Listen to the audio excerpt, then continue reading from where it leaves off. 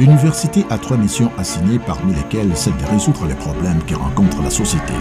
Aujourd'hui, tout le monde est curieux de connaître les concepts uniques in solution. Qu'en est-il de ces slogans? Suivons l'entretien qu'avait accordé le professeur Jean-Marie Kayembe Ntumba, recteur de l'Université de Kinshasa, à Michel Kiapamen. Très content de vous retrouver, chers téléspectateurs, pour vous parler de l'actualité. L'actualité aujourd'hui, c'est les recommandations aussi des États généraux de l'enseignement supérieur. Et pourquoi pas parler de l'Université de Kinshasa, qu'on appelle aujourd'hui Université Solution. Raison pour laquelle nous avons fait un effort de joindre le recteur de cette alma mater, l'Université de Kinshasa, le professeur Dr Jean-Marie Kayembe Ntumba, avec qui nous allons échanger sur toutes ces questions. Monsieur le recteur, l'Université de Kinshasa vient de perdre un icône à la personne de Monseigneur Tarcisse Tshibangou. Quel souvenir gardez-vous de ce serviteur de Dieu? Oui, Monseigneur Tshibangou, premier recteur noir de cette université, a été premier dans plusieurs situations. D'abord, premier-né d'une famille de 5 enfants, premier maître en théologie à l'Université catholique de Louvain, je voudrais dire de la République démocratique du Congo. Cette icône, évidemment, cette personne exceptionnelle, a marqué l'enseignement supérieur. Il part en étant d'ailleurs président du conseil d'administration des universités. On peut très difficilement parler université au Congo sans évoquer l'implication permanente d'un homme pluriel, un homme multidimensionnel, un homme qu'il est très difficile de décrire dans le cadre d'une émission. Il faudrait toute une vie, éventuellement, aussi longue que la sienne, il est mort à 88 ans, pour pouvoir parler de l'icône, de l'image de Monseigneur Tshibangou. Voilà, il y a quelques jours, vous êtes à la tête de cette alma mater. Comment vous avez évalué l'état de cette université aujourd'hui? C'est pour moi l'occasion d'abord de remercier les autorités.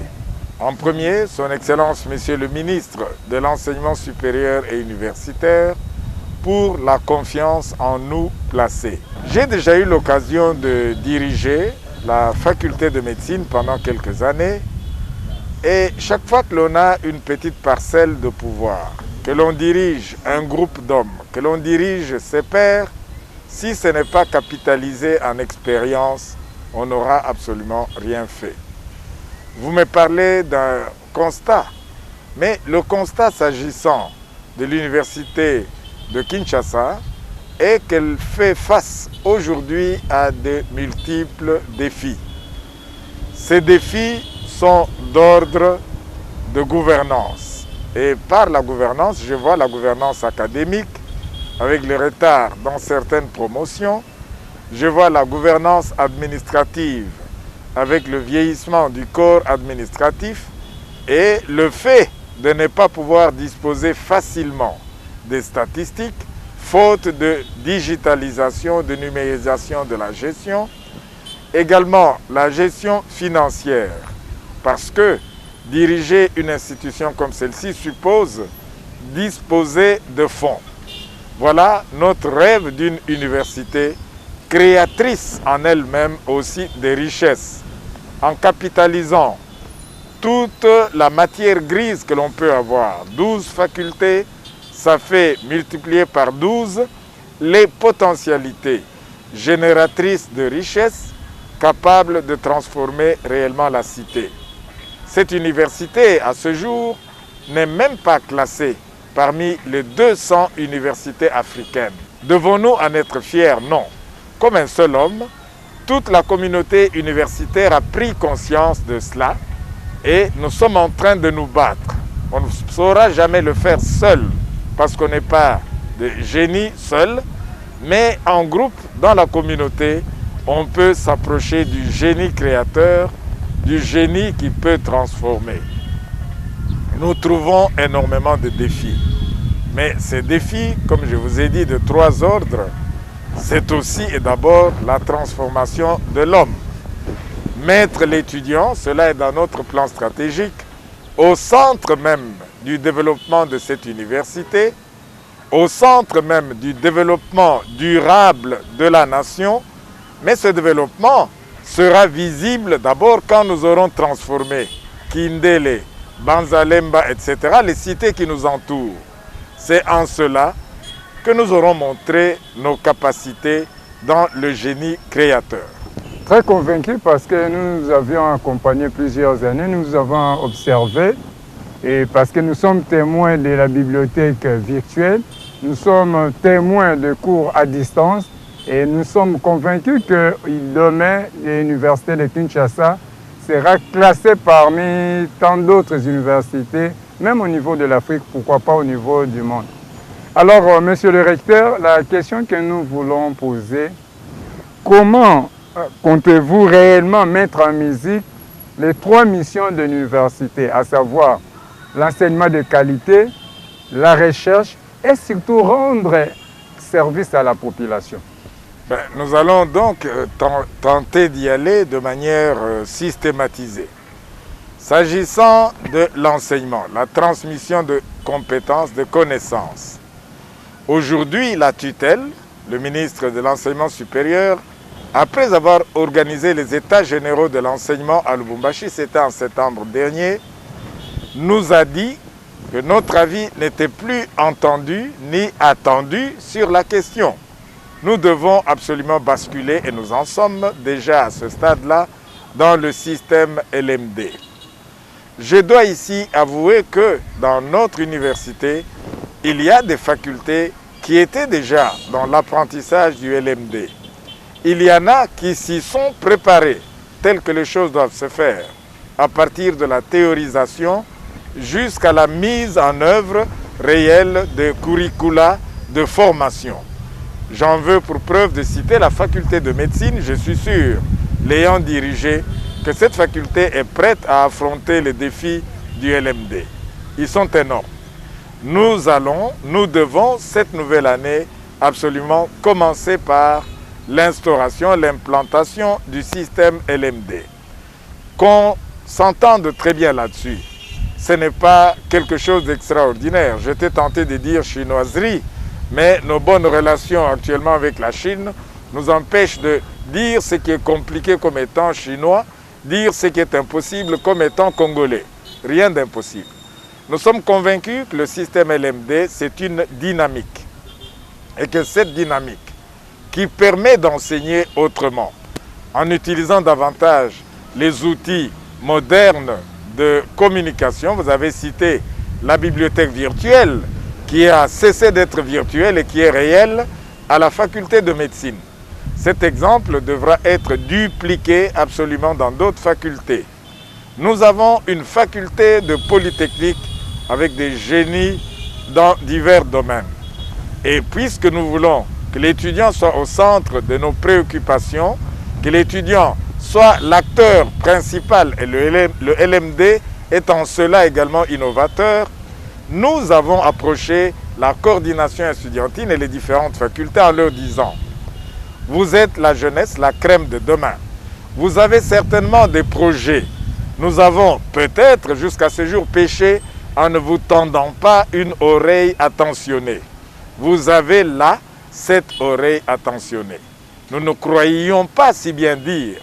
Je vous avoue qu'actuellement, sur ma table de travail, j'ai plusieurs projets émanant de cette jeunesse estudiantine. Je voudrais commencer notamment par l'éclairage de la cour intérieure. Nous sommes là sur la cour intérieure de notre université.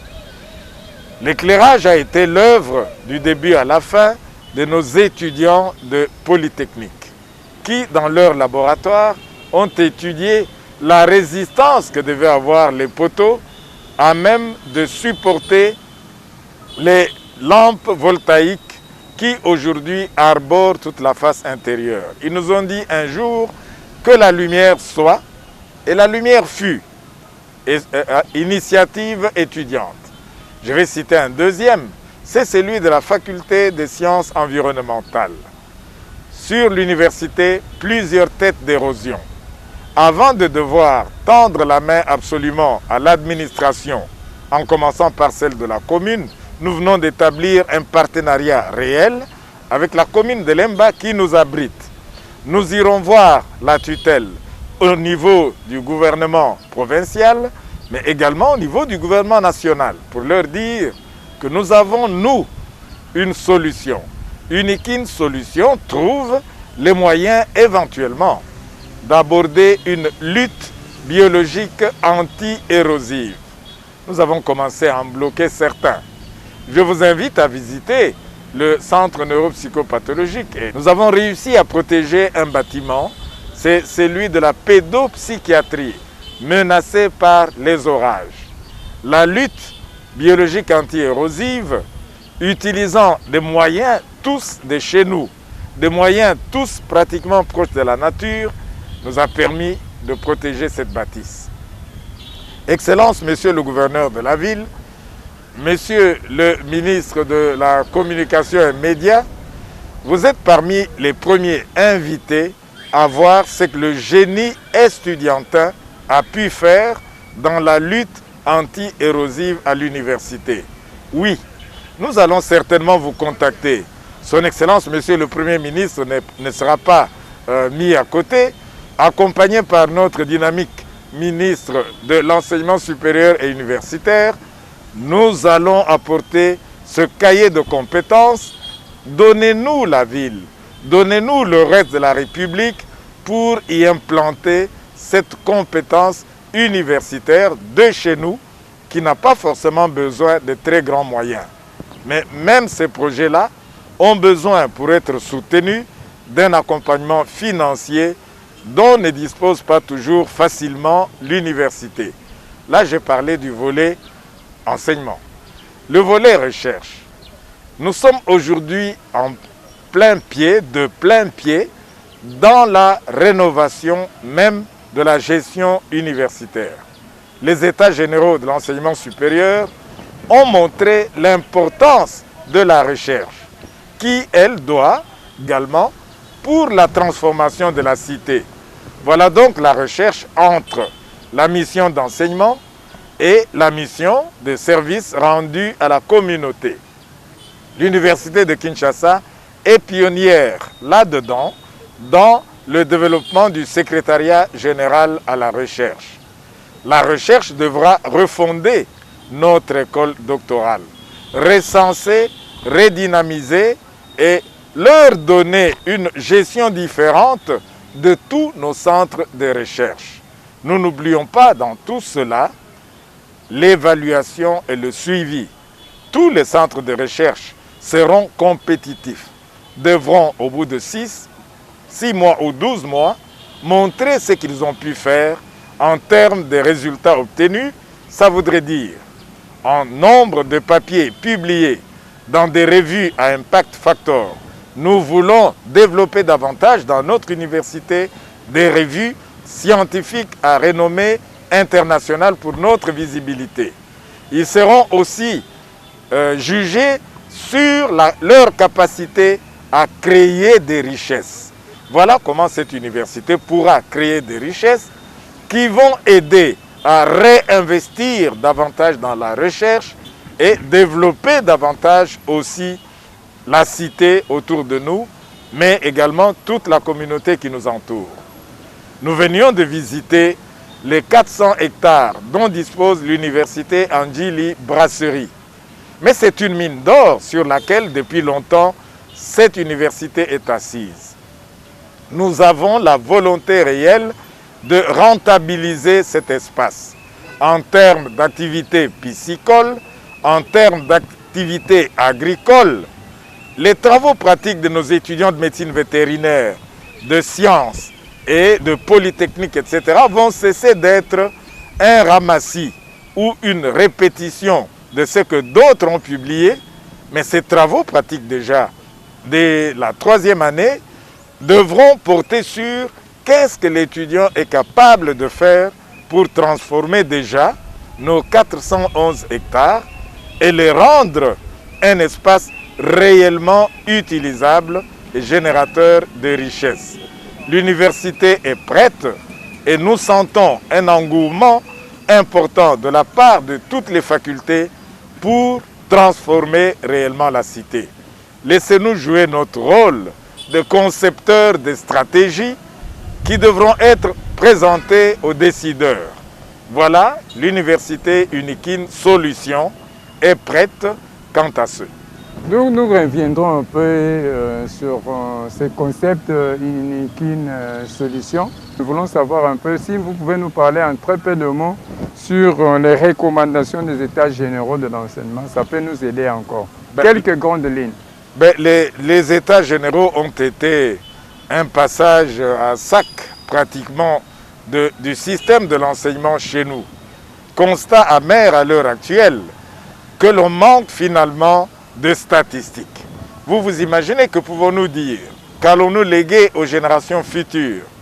Le vieillissement de cadres enseignants, cadres administratifs, le renouvellement de ce cadre enseignant, administratif, etc., il passera d'abord par l'évaluation de l'ampleur du problème, d'où l'intérêt des statistiques. Voilà pourquoi une des premières et grandes recommandations est la numérisation de la gestion. À telle enseigne qu'à chaque évaluation, on soit capable de dire voilà d'où nous partons, voilà où nous allons. Nous avons peu la culture également d'accepter le toilettage et l'audit. Mais les états généraux de l'enseignement qui ont été très bien préparés, félicitations à son Excellence, Monsieur le ministre de l'Enseignement supérieur, pour cette initiative. Les états généraux ont été préparés à telle enseigne que des émissaires sont allés partout, dans les 4 coins de la République, s'enquérir des questions fondamentales et primordiales que se pose l'enseignement supérieur dans notre pays. Les résultats ont été rendus, les ateliers confectionnés, des réflexions ont généré près de 300 résolutions. Allons-nous les réaliser toutes? Je n'en suis pas très sûr, mais nous sommes déterminés à en réaliser le plus possible, en priorisant éventuellement nos besoins. Et de cette manière, de manière structurée correctement, l'université va montrer qu'il y a moyen d'avoir une gouvernance fondée réellement sur le vécu, le résultat de ce que l'on a vu et qui est prêt à se faire évaluer pour voir qu'est-ce que l'on aura gagné demain. Voilà un petit peu, en gros, et c'est vraiment schématisé, ce qu'ont été les états généraux de l'enseignement supérieur. Votre comité de gestion vient d'effectuer un marathon en une seule journée, s'il vous plaît, monsieur le recteur. Vous avez effectué un tour dans toutes les facultés en une seule journée. Nous pouvons savoir qu'est-ce que vous avez appris et quelles conclusions avez-vous tirées de ces marathons? Je suis déjà très heureux de vous entendre dire en une seule journée et de parler marathon. Vous sous-entendez par là qu'il est difficile de cerner tous les problèmes de la communauté quant à ceux. Mais la quintessence de cette visite a été surtout apporter à tous nos pairs, aux différentes facultés, la vision du comité de gestion qui est capitale. Et cette vision, c'était aussi l'occasion, de manière très schématique, d'accueillir de ce qu'étaient réellement leurs préoccupations majeures, mineures, etc. Et prioriser. Quelle simplicité d'aller, le comité de gestion, se présenter auprès de différents doyens, facultés. Ça a marqué les gens. Vous-même, vous n'avez pas fait cette lecture? Nous sommes sûrs qu'ils ont vu que nous étions plutôt disposés à l'ouverture. Nous avons approché les étudiants pour dire qu'ils étaient le centre de notre préoccupation en ce qu'ils vont participer à la gestion de l'université. On n'en a pas une sans étudiants, comme on n'en a pas sans administratifs, sans personnel, travailleurs, etc. C'est ici l'occasion de féliciter, il a pris cette initiative, le secrétaire général administratif qui s'est lancé, vous aimez le marathon, dans le marathon de formation de nos administratifs. Les différentes directions ont été impliquées dans l'administration, la formation, afin de gouverner autrement. Nous sommes ouverts à accepter les différentes critiques, qu'elles soient positives ou négatives, mais la critique doit nous permettre à nous une remise perpétuelle en question, parce qu'on ne peut pas être parfait, c'est impossible. Le chemin à parcourir est long. Nous servir davantage des erreurs des uns, des difficultés qu'ils ont rencontrées, pour ne pas retomber forcément dans les mêmes difficultés. Notre gestion se promet d'être une gestion collégiale, ne laissant personne, mais alors vraiment personne, sur le bord de la route. Ceci exige bien sûr un minimum de bonne volonté, un minimum d'engagement personnel et communautaire à bâtir ensemble notre cité. C'est vrai, vous pensez vraiment impliquer l'étudiant, mais les étudiants aussi aimeraient savoir quelle est la place que vous donnez à l'étudiant, vous accordez à l'étudiant pendant votre mandat. Je vais, au risque de me répéter, vous dire, l'étudiant est le centre de notre préoccupation. Cette jeunesse universitaire, généralement présentée comme étant prompte à la violence, à tout casser, cette jeunesse responsabilisée est en train de nous surprendre. L'étudiant est au centre, notamment, je vous ai parlé de l'assainissement de notre environnement. Regardez, nous avons pour table à côté de nous une prouesse estudiantine. Je vous informe qu'il s'agit là d'un pneu de véhicule abandonné, mais qui a été recyclé. Je promets déjà à notre ministre de tutelle de lui apporter un échantillon de cette table afin qu'il en fasse un plaidoyer auprès du Conseil des ministres. Nous sommes prêts à en fournir dans tous les bureaux des ministres. Ce sera une petite source de revenus en ce qui nous concerne. J'ai donné l'exemple de l'amélioration de l'éclairage intérieur produit des étudiants. La lutte anti-érosive, c'est également eux. J'ai sur ma table un projet notamment de révisitation et réhabilitation du complexe sportif de l'université. Des étudiants en lettres sont venus me trouver en proposant un modèle d'accueil de nouveaux étudiants, comprenant notamment l'enseignement de l'hymne de l'université.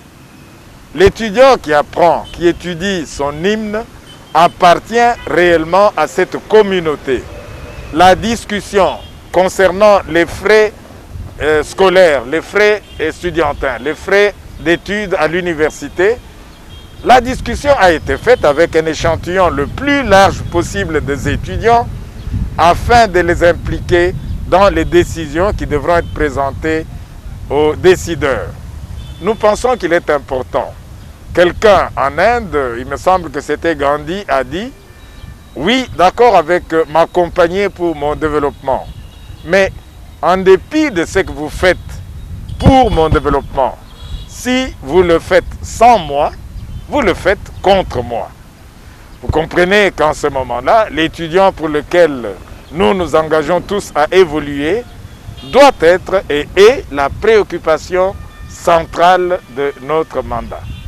Oui, monsieur le recteur, même si vous ne l'avez pas dit, il faut dire à nos téléspectateurs, lors du marathon, comme nous l'avons dit, du comité de gestion dans les différentes facultés, et les comités de gestion, bien sûr, avec son recteur à la tête, ont promis et ont réalisé. Et il y a au moins chaque faculté a bénéficié de la réhabilitation d'une toilette. C'est ça, monsieur le recteur? C'était, vous comprenez, la modicité du geste. Mais c'était là pour inciter les gestionnaires au quotidien que sont les doyens des facultés et les administratifs à entretenir un milieu sanitaire sain. Il est important d'avoir des toilettes saines. Nous savons que nous avons un déficit et là, nous lançons aux alumni un appel pathétique parce qu'il nous faudra en prévoir des toilettes extérieures qui devront être accompagnées absolument par des forages. Les difficultés d'approvisionnement en eau, c'est un secret de Polichinelle. Nous nous employons absolument à obtenir des forages multiples Nous avons appris qu'il y en a eu, mais ce qu'on a eu par le passé semble intéresser une seule frange de l'université, le grand des auditoires, du bâtiment administratif, etc., difficilement desservi en eau. Nous avons des problèmes, c'est vrai, mais ce problème appelle solution. Les solutions devraient être pensées, cogitées, ramassées, récoltées, essentiellement au niveau des facultés, où nous avons toutes ces compétences et des expertises qui, à ce jour, n'ont pas encore réussi réellement à s'étaler à la face du monde. Monsieur le recteur, les téléspectateurs vous suivent ainsi que les autorités. On vous donne l'occasion pour que vous puissiez un peu nous expliquer, quand vous parlez dans vos propos, vous ne faites que réciter l'université solution. C'est quoi cette philosophie? C'est quoi cette conception? C'est quoi ce slogan, monsieur le recteur? Nous voulons aller au-delà du slogan. C'est ici pour moi l'occasion de remercier réellement le chef de l'État, le président de la République, Antoine Félix Tshisekedi Tshilombo. C'est à lui que j'emprunte ce terme de solution. À la COP 27 récemment, à Glasgow, il me semble, oui, c'était bien là, il présente à la face du monde les richesses en forêt et en eau que nous avons. La forêt équatoriale, le majestueux et grand fleuve Congo, etc. Le monde entier fait face au réchauffement climatique. Et une des solutions, c'est planter davantage d'arbres, c'est entretenir les cours d'eau. Nous, la nature nous a donné cette forêt et ce cours d'eau. Le président de la République, de manière tout à fait décidée et courageuse, a dit à la face du monde « RDC Solutions ». En tout petit et avec beaucoup d'humilité, je présente l'Unikin comme étant Unikin Solutions. Pourquoi? Regardez ce modèle de lutte biologique anti-érosive. Regardez ce modèle d'éclairage central par lampe photovoltaïque, œuvre de nos étudiants. Imaginez, implication à grande échelle, avec ce modèle écrit, présenté, assis sur un plaidoyer solide, mais nous pourrons aussi exporter l'expertise à Kisenso et demain à Mbandaka, à Lubumbashi, etc. Parce que le rôle de l'université, c'est aussi de présenter et de publier les résultats de ces richesses. Mais les droits d'auteur, voilà le plaidoyer que nous faisons auprès de l'exécutif national, provincial et au niveau de tous les pays, et même de partenaires du secteur privé, de partenaires de la coopération multi et bilatérale, etc. Notre plaidoyer est celui d'accompagner l'intelligence universitaire dans la réalisation de multiples projets qui seront présentés. On nous parle généralement de projets bancables, etc. Nous avons une faculté de sciences économiques et de gestion dans laquelle une expertise en rédaction de projets est évidente. Si nous accompagnons solidement tous ces projets de l'université, le comité de gestion de l'université, comme un seul homme, est prêt et unanime à les canaliser, à établir le plaidoyer qu'il faut. Dites-moi, faudra-t-il importer forcément des chinchards d'ailleurs? Lorsque je vous parle de 411 hectares, où nous avons un lac piscicole, mais nous avons encore de l'espace pour cela.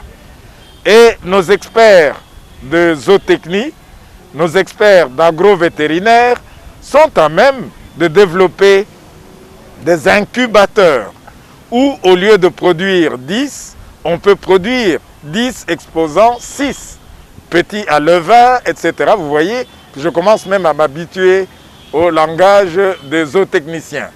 De cette manière, nous pouvons transformer ces espaces en unités réellement de production qui enrichira l'université, c'est certes, mais également qui apportera à manger à la communauté, à la population, encadrée par les compétences scientifiques.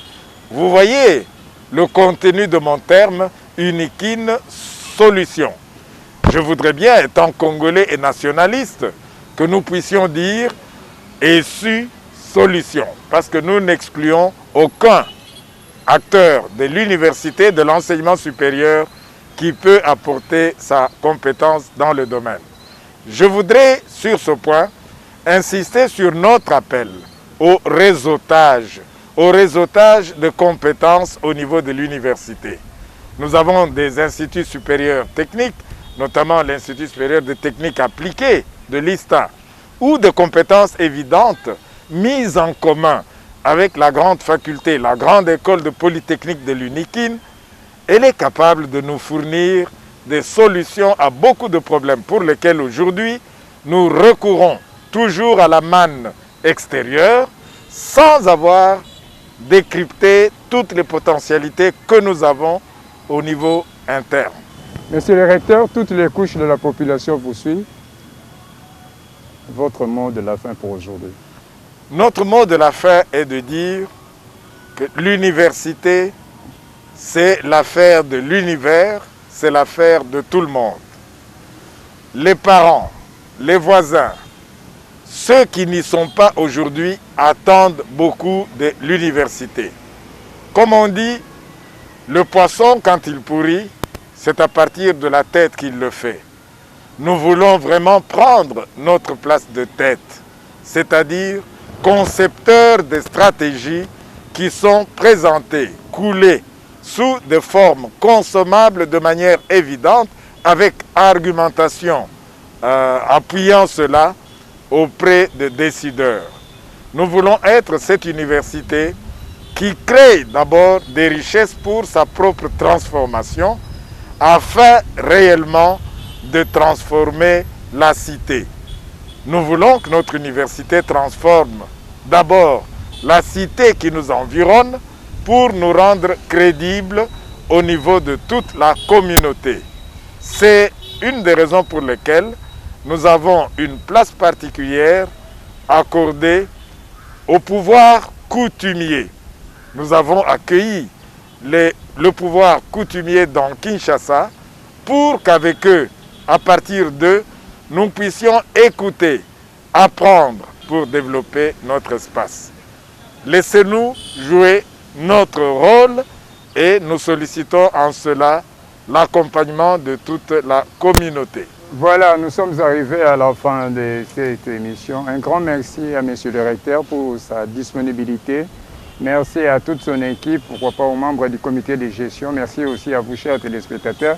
Nous pensons que ce n'est pas la dernière fois et nous reviendrons pour retourner auprès du directeur et de son comité, savoir mieux. Restez branchés sur la télévision nationale dans l'espoir de vous retrouver très prochainement. Merci.